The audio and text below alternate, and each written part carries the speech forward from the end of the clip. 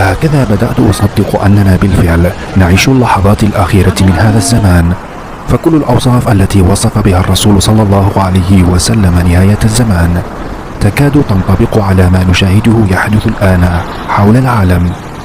ظلمات الفتن بعضها فوق بعض، فاللهم الطف بحالنا جميعا. السلام عليكم ورحمة الله وبركاته.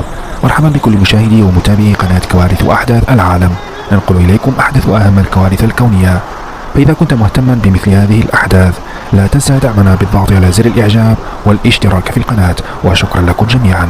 هكذا إذا كما تشاهدون الآن أمامكم أمواج مد عاتية تضرب سواحل مدينة صقلية في إيطاليا، ويأتي هذا بعد الزلزال القوي الذي ضرب تركيا وسوريا، حيث أصدرت تحذيرات رسمية وتوقعات بحدوث تسونامي على السواحل الإيطالية.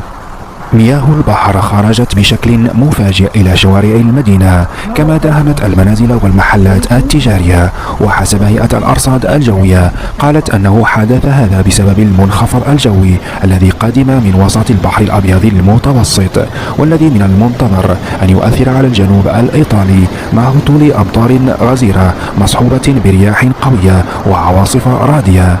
هذا وقد رفعت الحماية المدنية في مدينة صقلية وكالابريا حالة التأهب إلى اللون البرتقالي. إلى هنا أقول لكم دمتم سالمين وآمنين، وفي الختام لا تنسوا الصلاة والسلام على رسول الله صلى الله عليه وعلى آله وصحبه وسلم. أترككم مع هذه المشاهد. Buongiorno.